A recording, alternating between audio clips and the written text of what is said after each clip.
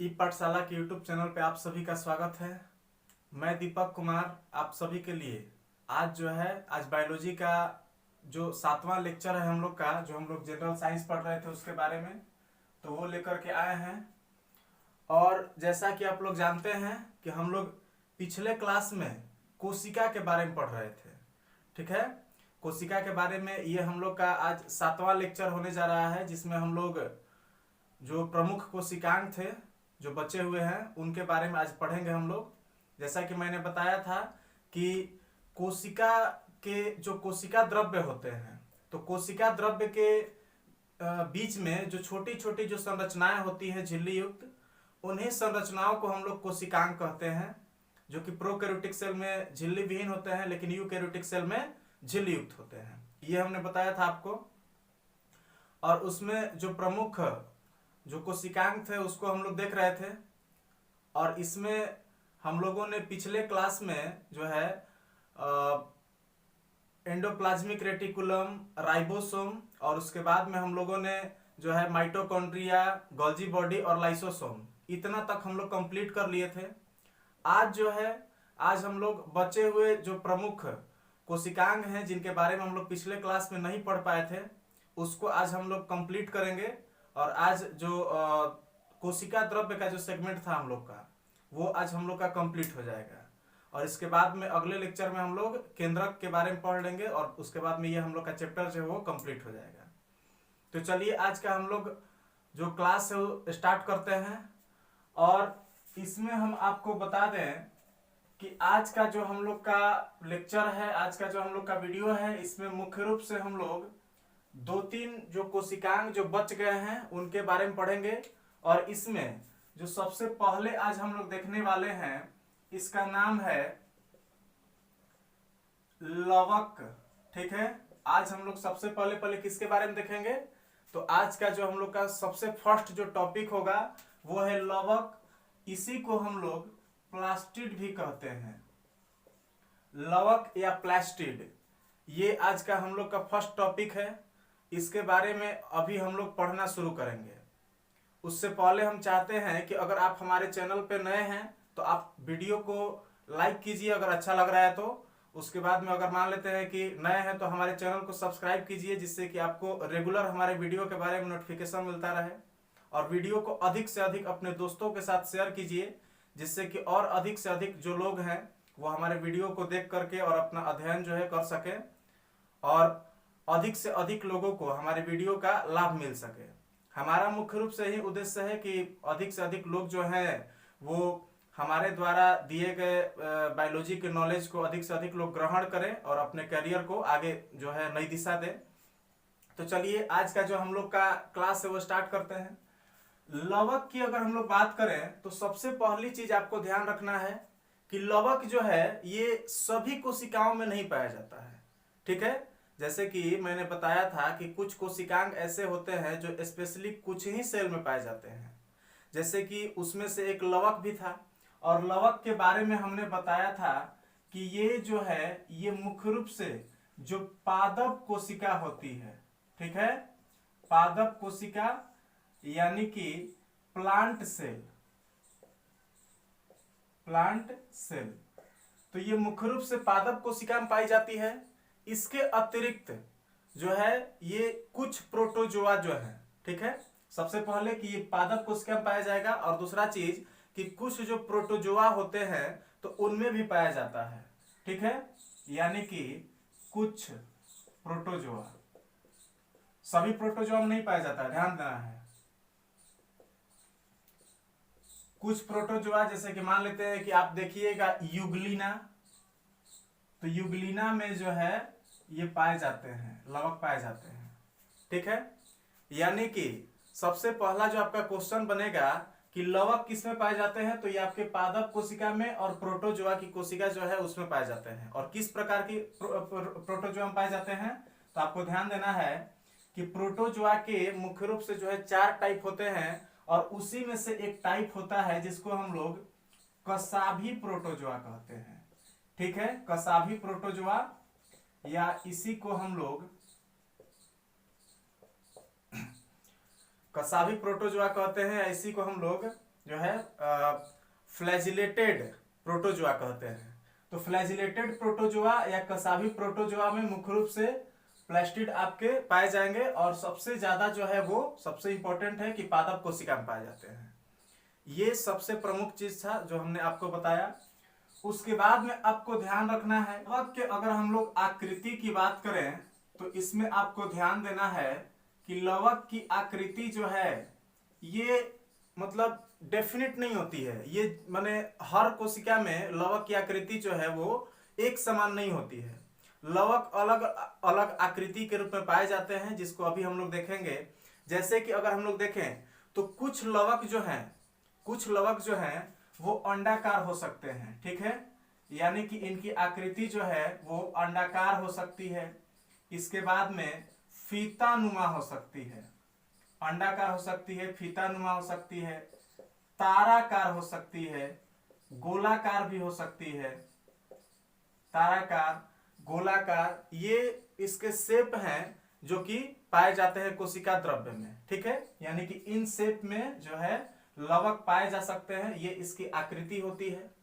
यानी कि इसकी आकृति जो है वो डेफिनेट नहीं है, वो निश्चित नहीं है, ये किसी भी आकृति में पाए जा सकते हैं।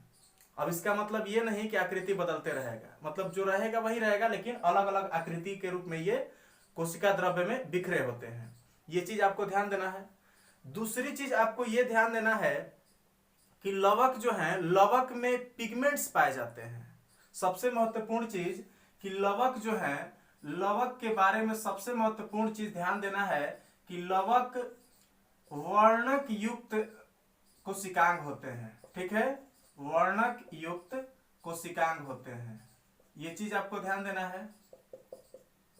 लवक कैसे कोशिकांग होते हैं? तो वर्णक युक्त होते हैं, यानी कि इनमें अलग अलग टाइप के पिगमेंट पाए जाते हैं जो इनको विशेष बनाते हैं, ठीक है। तो ये चीज आपको ध्यान देना है कि लवक क्या है जी, तो लवक वर्णक युक्त दोहरी झिल्ली वाले कोशिकांग होते हैं जो मुख्य रूप से पादप कोशिका और कुछ प्रोटोजोआ की कोशिका में पाए जाते हैं। इनके आकार की अगर हम लोग बात करें तो इनके आकार जो है अंडाकार, फीतानुमा, उसके बाद में ताराकार, गोलाकार, कुंडलित, इन सभी आकृतियों में ये पाए जा सकते हैं कोशिका द्रव्य के बीच में। हम उम्मीद करते हैं कि इतना सारा बात जो हम आपको बताए वो सब कुछ समझ में आ गया होगा, ठीक है। तो चलिए इससे आगे हम लोग बढ़ते हैं थोड़ा सा, और अब जो है हम आपको बताएं कि लवक जो है, लवक में जैसा कि मैंने बताया कि इनमें पाए जाते हैं वर्णक, ठीक है। लवक में क्या पाए जाते हैं? वर्णक। और वर्णकों की उपस्थिति के आधार पर ही हम लोग लवक को मुख्य रूप से 3 भागों में बांटते हैं, ठीक है। लवक को वर्णकों की उपस्थिति के आधार पर कितने भागों में बांटा जाएगा? तो 3 भाग में, जिसमें से सबसे पहला जो हम लोग देखेंगे उसको हम लोग अवर्णी लवक कहते हैं। इसको हम लोग क्या बोलते हैं? तो अवर्णी लवक बोलते हैं, या इसी को हम लोग ल्यूकोप्लास्ट भी कहते हैं।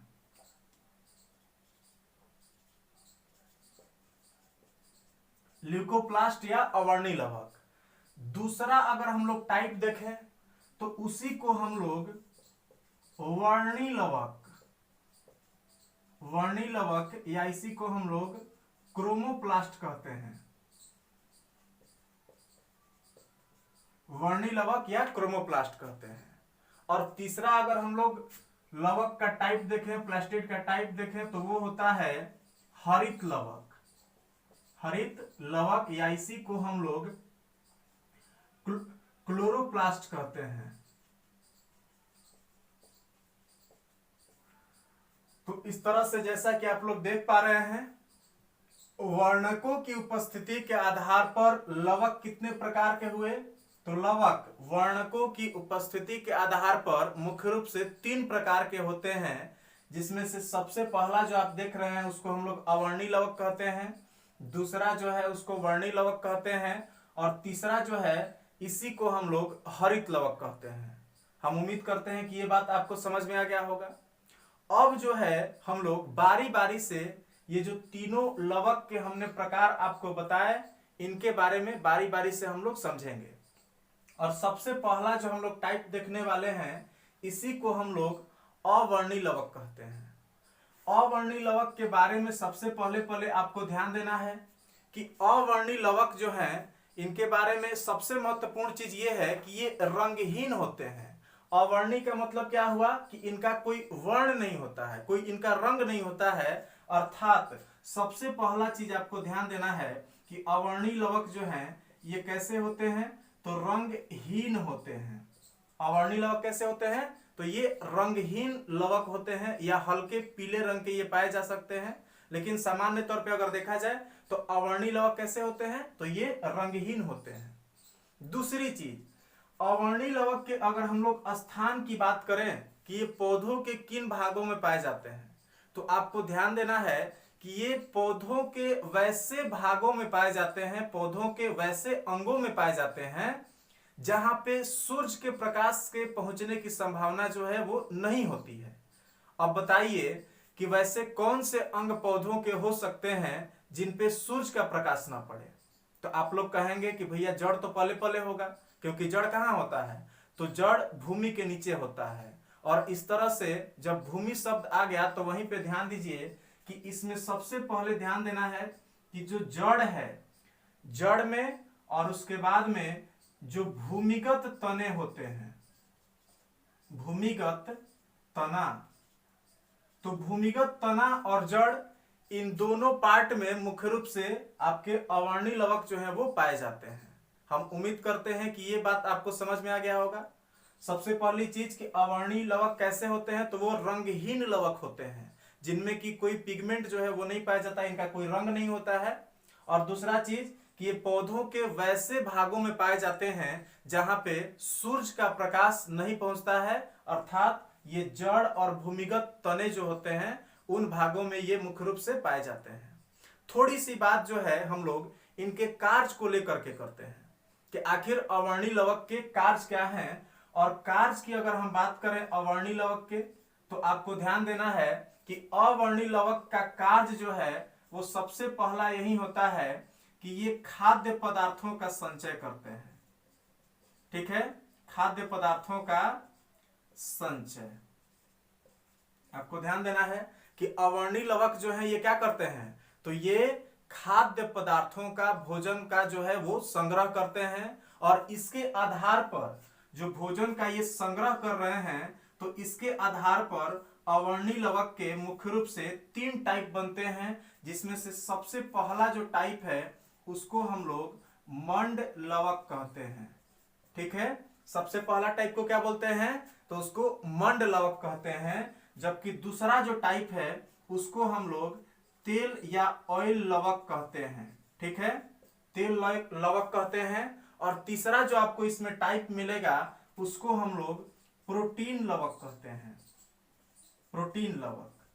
ठीक है, तो इस तरह से हम उम्मीद करते हैं कि ये जो 3 टाइप हमने बताया आपको अवर्णी लवक का, वो आपको समझ में आ गया होगा।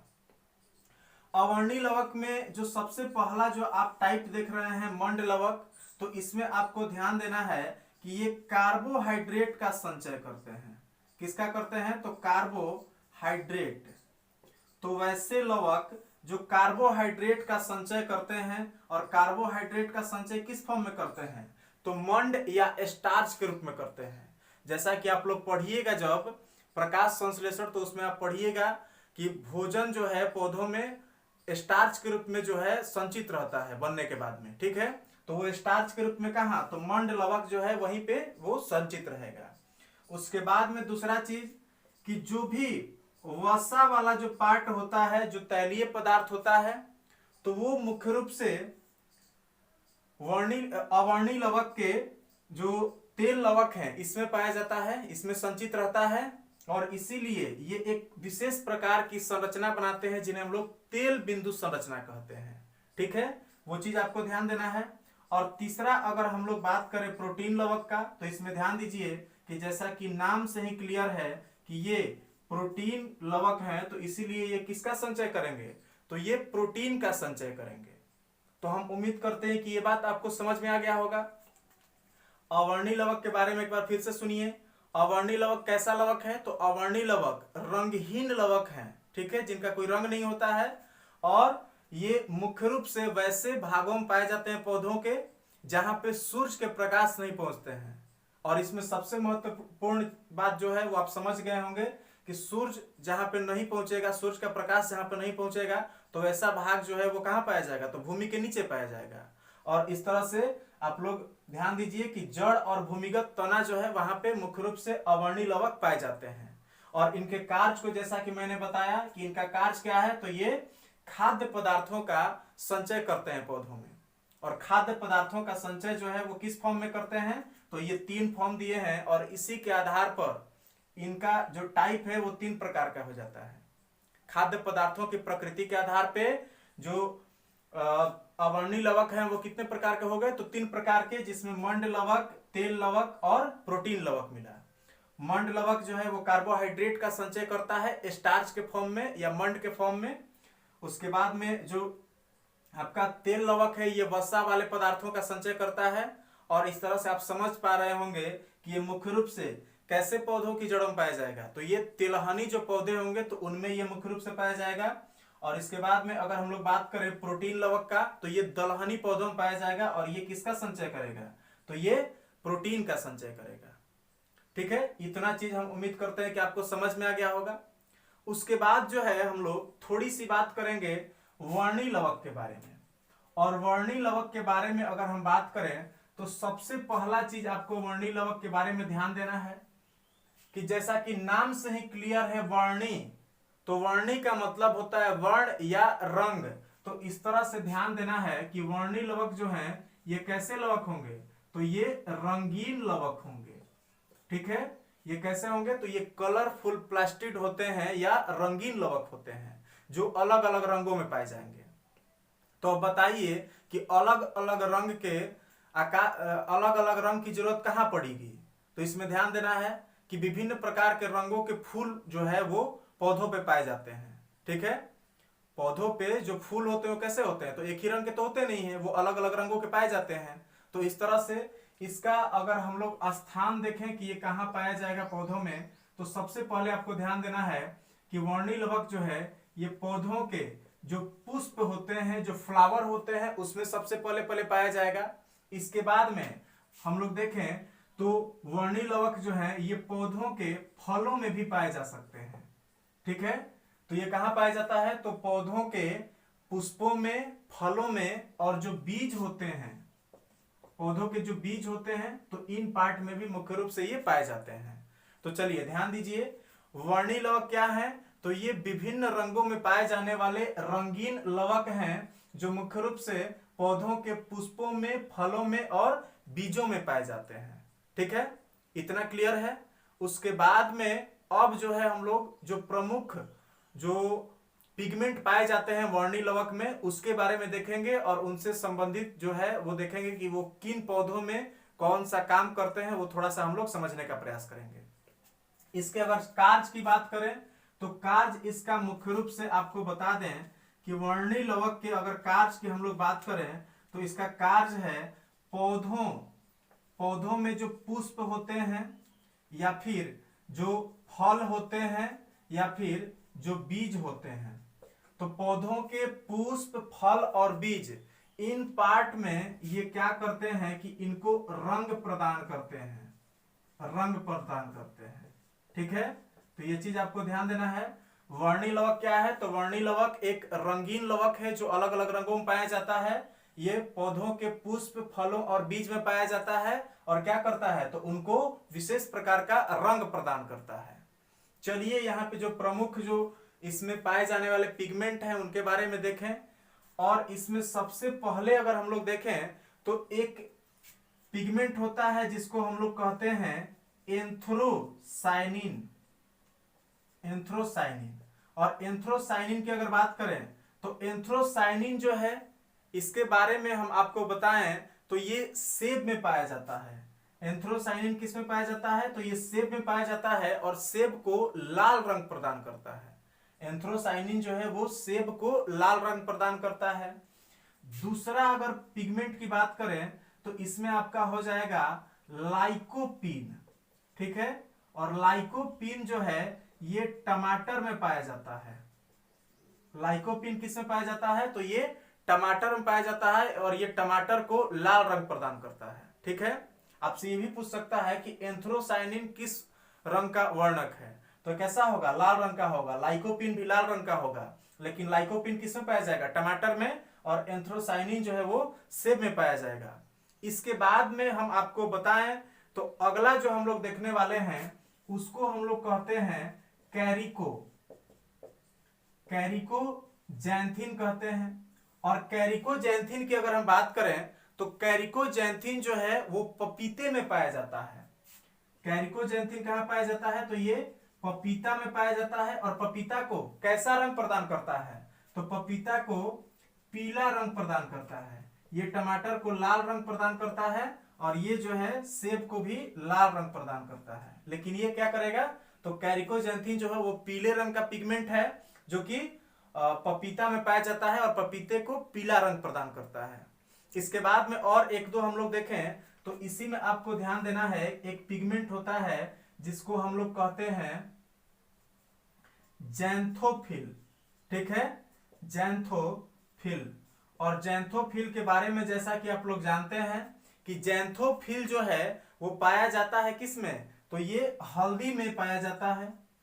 जैंथोफिल मुख्य रूप से इसमें ध्यान देना है कि ये हल्दी का रंग जो है पीला रंग प्रदान करेगा। और उसके बाद में एक और अगर हम आपको बताएं तो वो है आपका कैरोटीन। और कैरोटीन जो है ये मुख्य रूप से आपको बता दें कि गाजर जो है तो गाजर में पाया जाता है और गाजर को लाल रंग प्रदान करता है। तो ये मुख्य रूप से आपको ध्यान देना है, ये प्रमुख जो है वो पिगमेंट हैं जो अलग अलग पौधों में पाए जाते हैं और उन्हें विशेष प्रकार का रंग प्रदान करते हैं।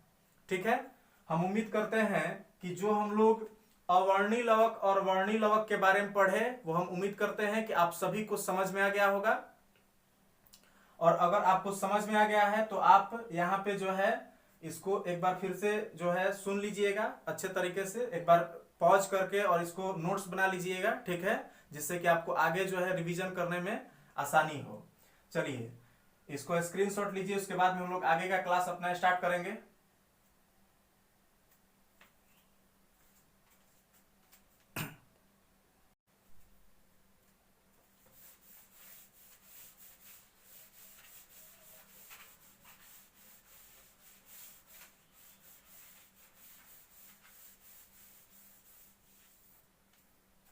चलिए अगला जो हम लोग का जो लवक देखना है उसके बारे में अगर हम लोग बात करें तो उसको हम लोग कहते हैं हरित लवक। ठीक है, हरित लवक।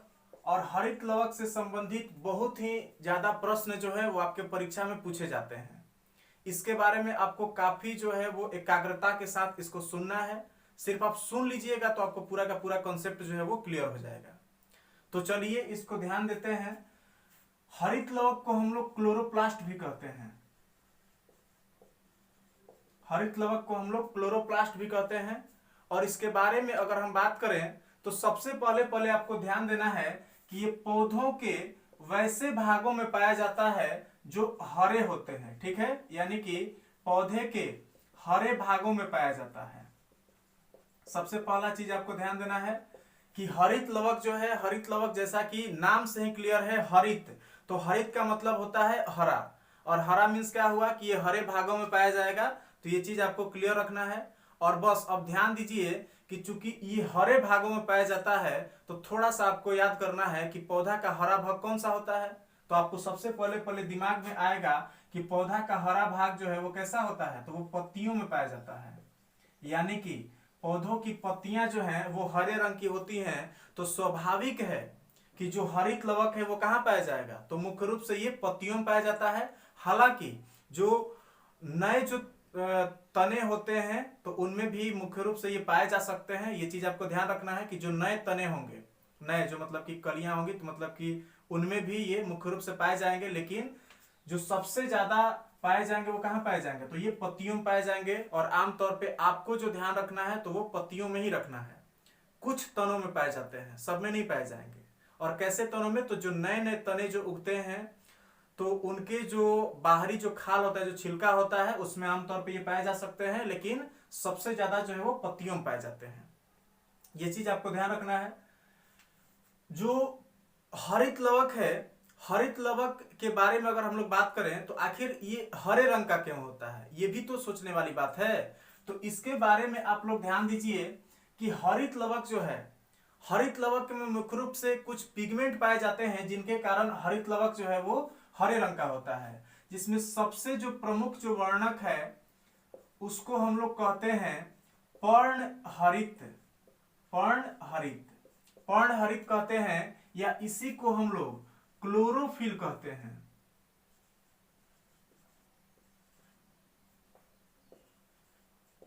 क्लोरोफिल कहते हैं, ठीक है। तो सबसे जो इसमें प्रमुख जो वर्णक पाया जाता है वो कौन सा है, पर्णहरित या क्लोरोफिल। उसके बाद में जो है हम लोग देखें तो इसमें जैंथोफिल भी पाया जाता है, जैंथोफिल। और उसके बाद में इसमें देखें तो कैरोटीन भी पाया जाता है। लेकिन सबसे जो मेन इसमें जो पिगमेंट पाया जाता है वो कौन सा होता है, तो वो होता है पर्णहरित। और पर्णहरित जो है, पर्णहरित एक हरे रंग का वर्णक है, ठीक है। ये कैसा है, तो हरे रंग का वर्णक है, ये चीज आपको ध्यान देना है। और पर्णहरित से संबंधित एक दो और महत्वपूर्ण चीज आपको ध्यान देना है। चलिए इसको एक बार फिर से रिवाइज कीजिए। हरित लवक कैसा वर्णक है, तो ये हरे रंग का वर्णक है जो मुख्य रूप से पौधों के हरे भागों में या फिर जो पत्तियां हैं उनमें पाया जाता है, ठीक है। उसके बाद में इसका हरा रंग कैसे होता है, तो इसमें मुख्य रूप से आप लोग ध्यान दीजिए कि इसमें पर्णहरित नाम का एक हरे रंग का वर्णक पाया जाता है, जिसके कारण इनका रंग जो है वो कैसा होता है, तो वो हरे रंग का होता है, ठीक है। और पर्णहरित में जैसा कि मैंने बताया कि पर्णहरित से संबंधित भी एक दो प्रश्न आपके पूछे जा सकते हैं, उसको भी आपको ध्यान देना है। पर्णहरित के बारे में सबसे पहले पहले जो बताने वाले व्यक्ति थे उन्हीं का नाम था स्चिम्पर, ठीक है। स्चिम्पर ने सबसे पहले पहले पर्णहरित की खोज किए थे, ये पर्णहरित की खोज किए थे, ये चीज आपको ध्यान देना है, ठीक है। यानी कि आपसे पूछे कि क्लोरोफिल की खोज किसने किया था, तो वो करने वाले व्यक्ति थे जिनका नाम था स्चिम्पर। और दूसरा चीज पर्णहरित से संबंधित आपका पूछेगा और वो होता है सबसे मेन क्वेश्चन कि पर्णहरित में कौन सा धातु पाया जाता है। ये सबसे महत्वपूर्ण प्रश्न है जो आपको परीक्षा में रुला देगा। किसी भी बुक में जो है आमतौर पे ये लोग ध्यान नहीं देते हैं कि कौन सा धातु पाया जाता है, इसलिए इसको आप आराम से एकदम पूरी तरह से याद रखिएगा कि पर्णहरित जो है, पर्णहरित में एक विशेष प्रकार का धातु पाया जाता है जो कौन सा है, तो मैग्नीशियम, ठीक है। यानी कि पर्णहरित में कौन सा धातु पाया जाएगा, तो पर्णहरित में मैग्नीशियम धातु पाया जाता है। ये मुख्य रूप से आपको ध्यान देना है, आपको याद रखना है। चलिए इससे आगे की कहानी को हम लोग थोड़ा सा बढ़ाते हैं। पर्णहरित जो है, पर्णहरित में एक विशेष प्रकार की कैपेसिटी पाई जाती है और वो कैपेसिटी ये है कि इसमें सूर्य के प्रकाश को अवशोषित करने की क्षमता पाई जाती है। सूर्य का प्रकाश जो है, तो सूर्य का प्रकाश अवशोषित करने की इसमें क्षमता पाई जाती है।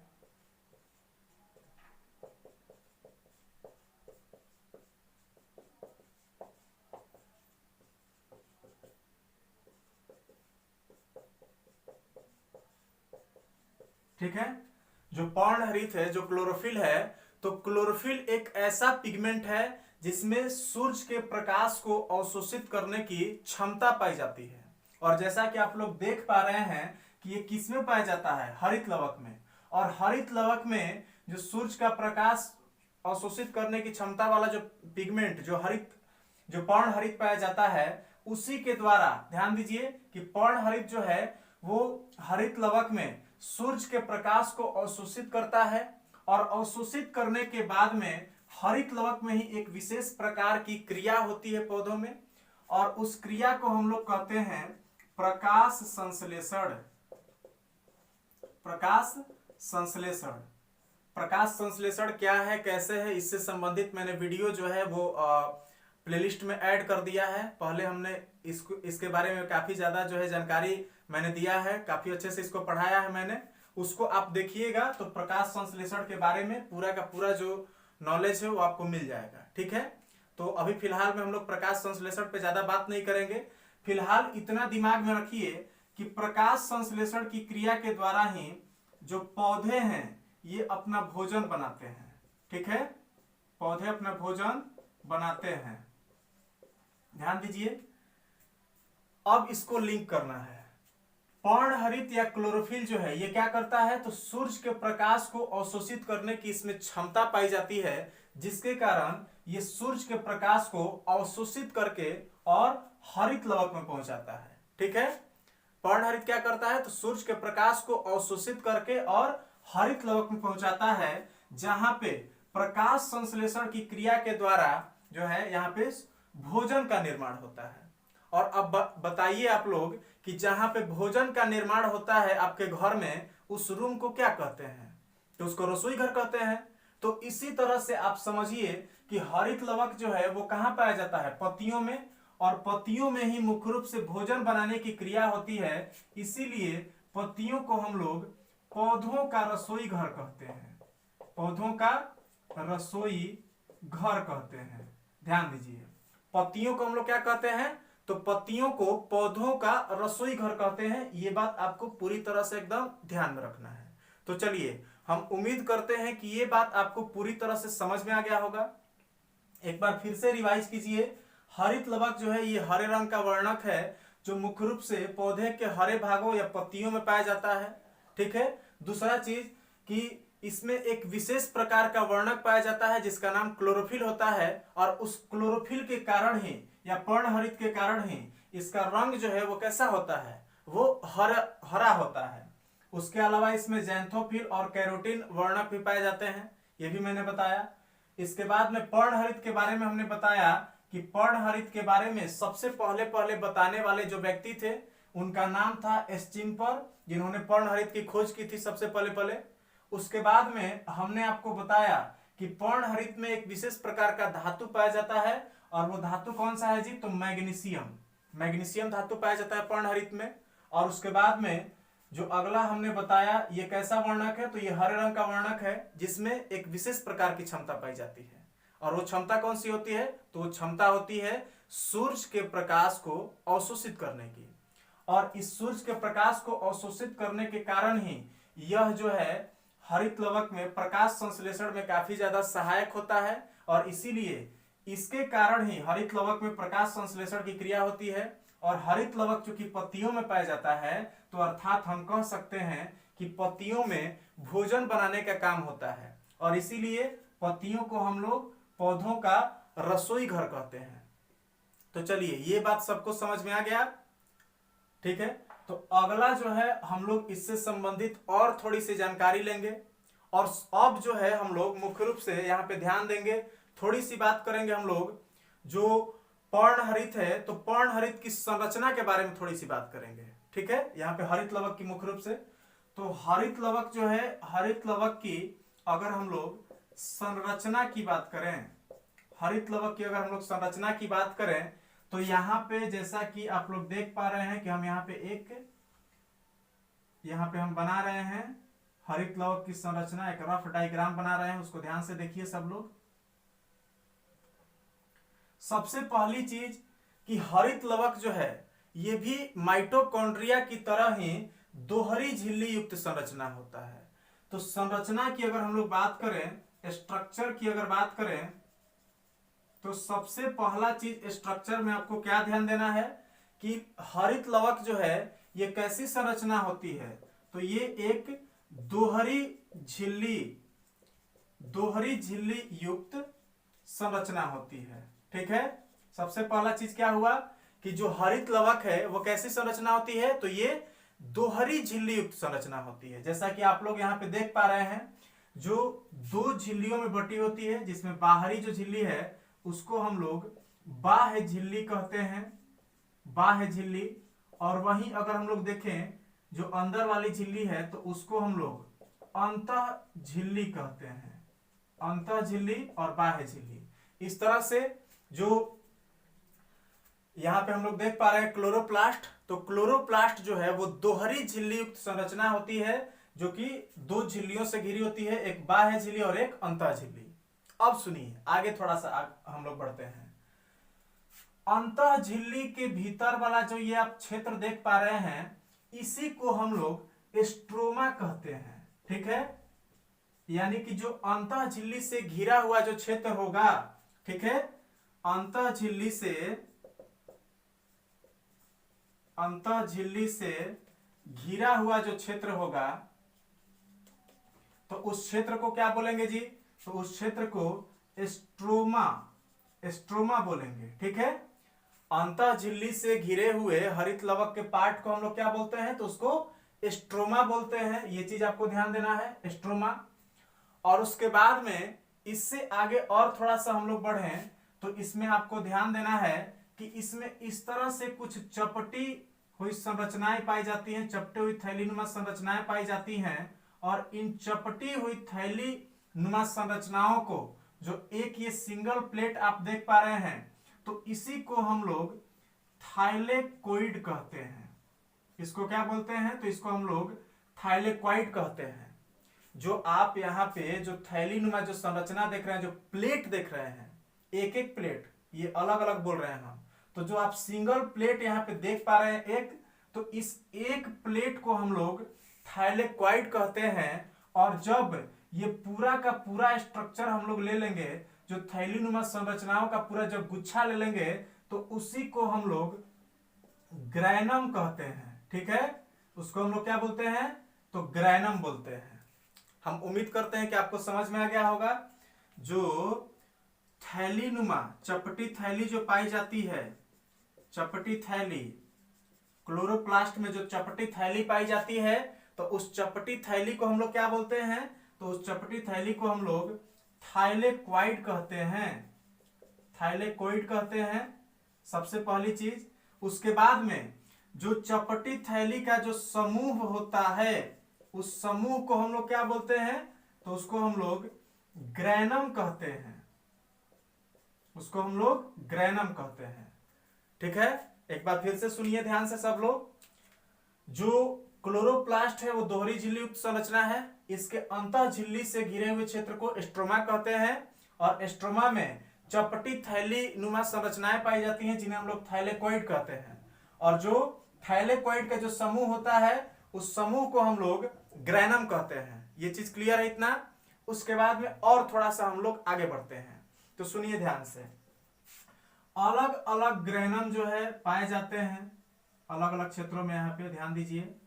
और जो अलग अलग जो ग्रैनम पाए जाते हैं, तो ये ग्रैनम जो है एक दूसरे से संबंधित होते हैं। ये ग्रैनम क्या होते हैं? तो एक दूसरे से जुड़े होते हैं। और इनको जोड़ने के लिए इसमें नलिकाकार रचनाएं पाई जाती हैं।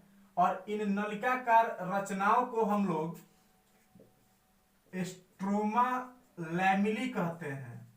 इनको क्या बोलते हैं? स्ट्रोमा लैमिली बोलते हैं। या इन्हीं को हम लोग पीठिका पट्टलिका बोलते हैं।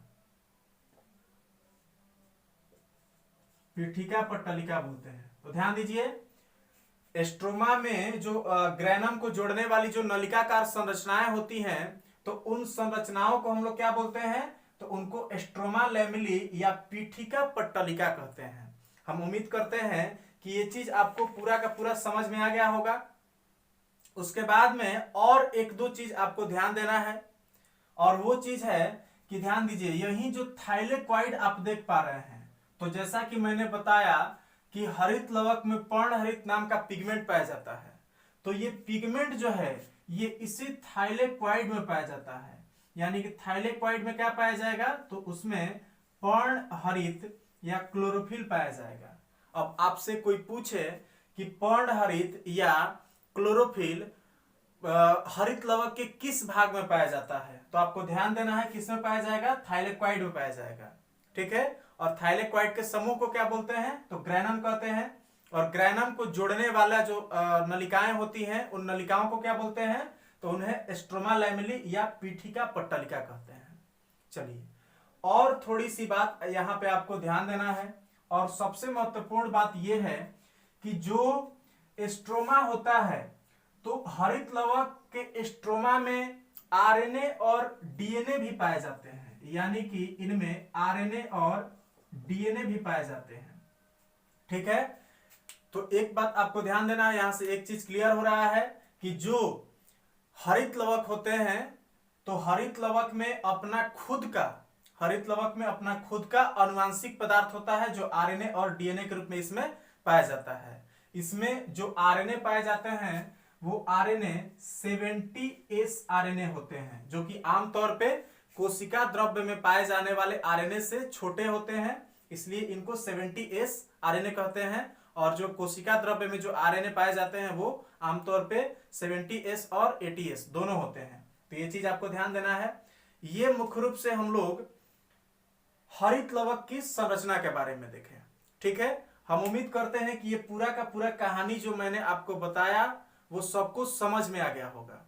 ठीक है, अब जो है हम लोग इससे आगे जो है और भी एक दो संरचनाएं हैं जिनके बारे में पढ़ेंगे। तब तक आप इसका पहले स्क्रीनशॉट ले लीजिए जिससे कि आपको नोट्स बनाने में आसानी हो।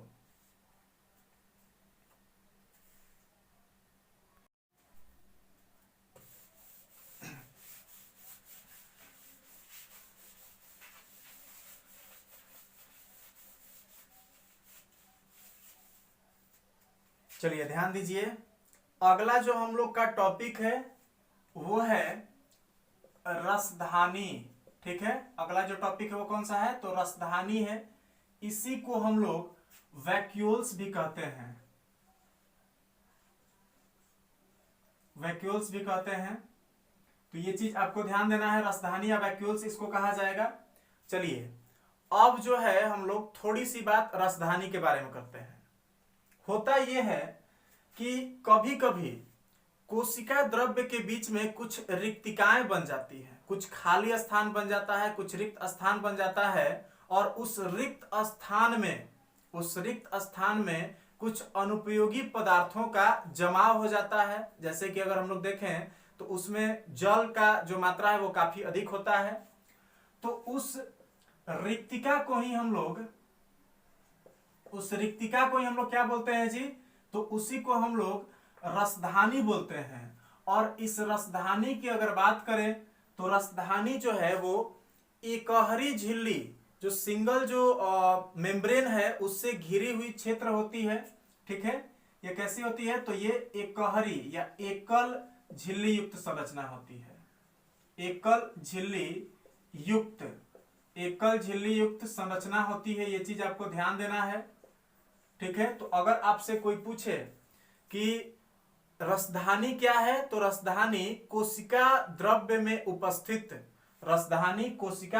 उपस्थित एक रिक्तिका होती है। एक मतलब एकहरी झिल्ली युक्त या एकल झिल्ली युक्त एक रिक्तिका होती है जिसमें अनुपयोगी पदार्थों का जमाव होता है। अनुपयोगी पदार्थ जो है वो संचित रहते हैं, ये चीज आपको यहाँ पे ध्यान देना है। ठीक है, इसके बाद में अगर हम लोग बात करें रिक्तिका के बारे में और ज्यादा, तो इसमें जैसा कि मैंने बताया कि यहाँ पे एकल झिल्ली पाई जाती है, और रसधानी में जो एकल झिल्ली पाई जाती है, इस एकल झिल्ली को भी एक विशेष नाम दिया गया है और इसको हम लोग टोनोप्लास्ट कहते हैं। यानी कि अगर आपसे पूछे कि रसधानी के झिल्ली को क्या कहते हैं, तो आपका हो जाएगा टोनोप्लास्ट। ठीक है, रसधानी का जो एकल झिल्ली जो होता है उसको हम लोग क्या बोलते हैं, तो उसको हम लोग टोनोप्लास्ट कहते हैं। और सबसे महत्वपूर्ण बात जो है आपको बता दें, रसधानी जरूरी नहीं है कि कोशिका द्रव्य में इसकी संख्या एक ही होगी, एक से अधिक भी हो सकती है। जैसे कि अगर हम लोग बात करें तो जंतु कोशिका जो होती है, तो जंतु कोशिका में इनकी संख्या जो है वो एक से अधिक होती है। जंतु कोशिका में एक से अधिक होते हैं, लेकिन इनका जो आकार होता है जंतु कोशिका में, तो आकार काफी छोटा होता है। रसधानी का आकार जंतु कोशिका में काफी छोटा होता है, जबकि वहीं अगर हम लोग पौधों की कोशिका में बात करें, तो पौधों की कोशिका में रसधानी का आकार काफी बड़ा होता है। इतना बड़ा होता है कि टोटल कोशिका का लगभग 90% भाग जो है वो रसधानी के ही रूप में पाया जाता है। जो पादप कोशिकाएं होती हैं, तो पादप कोशिका में जो रसधानी है, रसधानी लगभग उनके टोटल आयतन का 90% भाग होती है। ये चीज आपको ध्यान देना है, यानी कि इसमें काफी ज्यादा बड़ी रसधानी पाई जाती है। तो आपसे अगर परीक्षा में पूछे कि रसधानी का आकार किस में बड़ा होता है, पौधा में कि जंतु में, तो आप क्या बोलिएगा कि पौधों में रसधानी जो है वो काफी बड़े आकार का होता है। ये चीज आपको ध्यान देना है। थोड़ी सी बात जो है हम लोग रसधानी के कार्य को लेकर कर लेते हैं कि रसधानी का भाई कार्य क्या है, ये भी तो जानना है। और रसधानी के अगर हम लोग कार्य की बात करें तो इसमें सबसे पहले ध्यान देना है, कोशिकाओं के आधार पर ही देख ले रहे हैं। अगर हम लोग बात करें जंतु कोशिका की, जंतु कोशिका, ठीक है, तो जंतु कोशिका में जो रसधानी होते हैं वो जल संतुलन का कार्य करते हैं, ठीक है, जल संतुलन का कार्य करेंगे। जंतु कोशिका में क्या करेंगे तो जल संतुलन करेंगे। और वहीं अगर हम लोग पादप कोशिका की बात करें तो पादप कोशिका में ये कोशिका को दृढ़ता प्रदान करते हैं, ठीक है, कोशिका को क्या करते हैं जी तो दृढ़ता प्रदान करते हैं।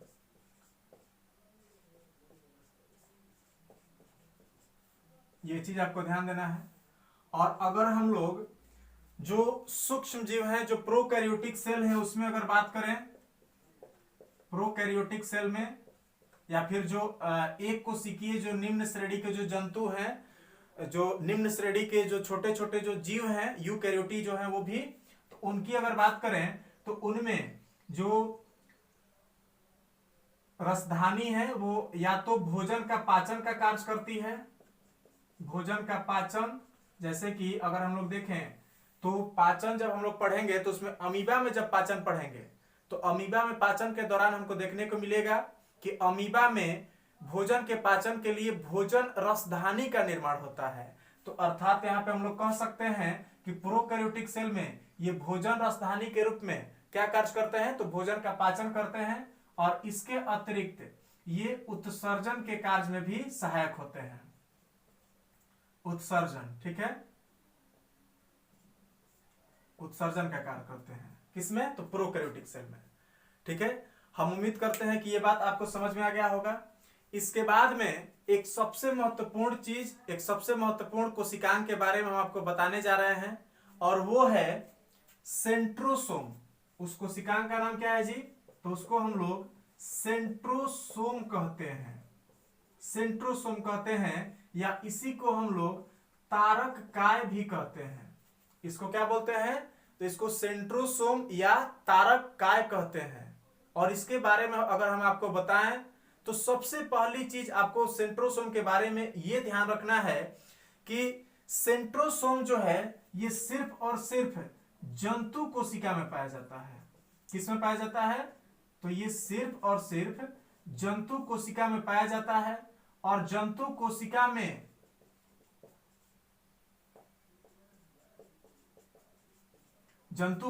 में इसको सबसे पहले जो देखने वाले व्यक्ति थे उनका नाम था थियोडोर बोवेरी, ठीक है। यानी कि सेंट्रोसोम की खोज किसने किया था तो सेंट्रोसोम की खोज करने वाले व्यक्ति का नाम था थियोडोर बोवेरी, जिन्होंने सबसे पहले जंतु कोशिका में सेंट्रोसोम को 1888 में देखा था, ठीक है। तो ये चीज आपको ध्यान रखना है। सेंट्रोसोम की खोज किसने की तो थियोडोर बोवेरी ने। या किसमें पाया जाता है तो ये सिर्फ और सिर्फ जंतु कोशिका में पाया जाता है, पादप कोशिका में ये नहीं पाया जाएगा। ये चीज आपको ध्यान रखना है। चलिए, उसके अलावा थोड़ी सी बात जो है हम लोग सेंट्रोसोम की संरचना के बारे में करें तो आपको हम बता दें कि सेंट्रोसोम जो है ये केंद्रक के ठीक ऊपर पाया जाता है। कहां पाया जाता है तो केंद्रक के पास पाया जाता है। और केंद्रक के पास ये बेलनाकार संरचना के रूप में पाया जाता है, बेलनाकार चमकदार संरचना के रूप में ये पाया जाता है। ये चीज आपको ध्यान रखना है। तो अगर आपसे पूछे कि सेंट्रोसोम क्या है तो आप ये बोलिएगा कि सेंट्रोसोम जंतु कोशिका में केंद्रक के ठीक बगल में पाया जाने वाला बेलनाकार चमकदार संरचना होता है। बेलनाकार जो है ये मतलब कि बेलनाकार संरचनाओं का ये समूह के रूप में पाया जाता है, ठीक है। क्या होता है तो बेलनाकार संरचनाओं के समूह के रूप में पाया जाता है जो कि एक चमकदार संरचना बनाते हैं। और इसमें आपको ध्यान देना है कि जो बेलनाकार जो संरचनाएं होती हैं सेंट्रोसोम में, ठीक है, सेंट्रोसोम में जो बेलनाकार संरचनाएं आप देख पा रहे हैं, तो उन बेलनाकार संरचनाओं को ही हम लोग सेंट्रियोल कहते हैं। उसको क्या बोलते हैं जी? तो बेलनाकार संरचनाओं को हम लोग सेंट्रियोल कहते हैं। और सेंट्रियोल से कोशिका विभाजन के समय तारक किरणें निकलती हैं। ठीक है, इससे क्या निकलती हैं? तारक किरणें या फिर एस्ट्रल रे निकलती हैं। किससे? तो सेंट्रोसोम के सेंट्रियोल से निकलती हैं। ये चीज आपको ध्यान देना है। वहीं अगर हम लोग सेंट्रोसोम के अगर कार्य की बात करें कि सेंट्रोसोम के भाई कार्य क्या है, तो सबसे पहली चीज कि ये जंतु कोशिका विभाजन में सहायक होंगे। सबसे पहला इनका कार्य यही है कि ये जंतु कोशिका के विभाजन में सहायक होते हैं। और दूसरा कार्य है कि ये सीलिया और फ्लैजिला जो है, सीलिया और फ्लैजिला, तो सीलिया और फ्लैजिला के निर्माण में भी सहायक होते हैं। सीलिया और फ्लैजिला के निर्माण में सहायक होते हैं। ये चीज आपको ध्यान देना है। थोड़ी सी बात एक बार फिर से इसके बारे में रिवाइज करें। तारक काय जो है कहां पाया जाता है? तो केंद्रक के ठीक बगल में। कैसी संरचना है? तो ये बेलनाकार संरचनाओं का समूह के रूप में पाया जाता है, जो एक चमकदार संरचना होती है और केंद्रक के बगल में पाया जाता है। सेंट्रोसोम में पाए जाने वाले बेलनाकार संरचनाओं को हम लोग क्या बोलते हैं जी? तो सेंट्रियोल कहते हैं। और उसके बाद में सेंट्रोसोम की खोज करने वाले व्यक्ति जो है, उनका नाम क्या था? तो वो था थियोडोर बवेरी। ये किस कोशिका में पाया जाता है? तो सिर्फ और सिर्फ जंतु कोशिका में पाया जाता है। हम उम्मीद करते हैं कि ये बात आपको पूरा का पूरा समझ में आ गया होगा। अब जो है हम लोग एक और छोटी सी संरचना पाई जाती है कोशिका में, उसके बारे में हम लोग बात करेंगे। और जैसा कि मैंने बताया कि छोटी सी संरचना, तो उसी तरह से उसका छोटा सा नाम भी है और उसको हम लोग माइक्रो ट्यूब्यूल्स कहते हैं।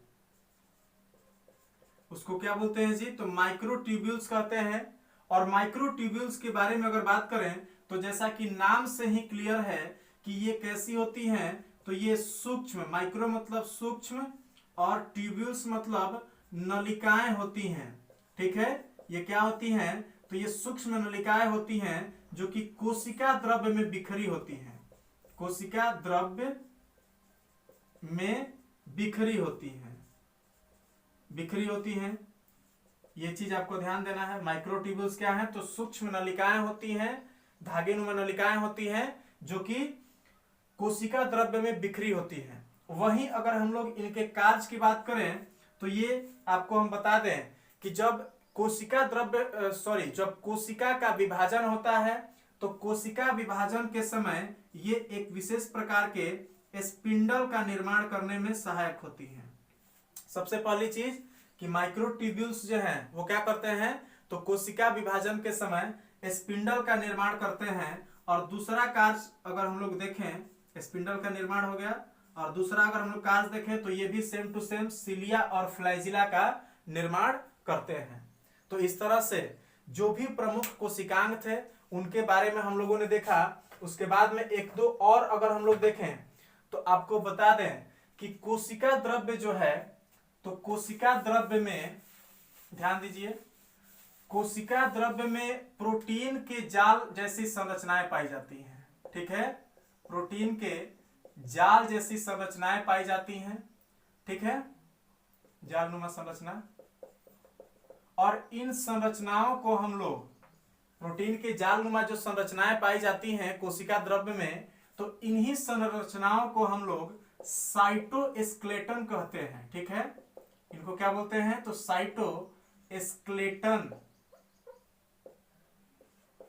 साइटोस्केलेटन या इन्हीं को हम लोग साइटोपंजर कहते हैं।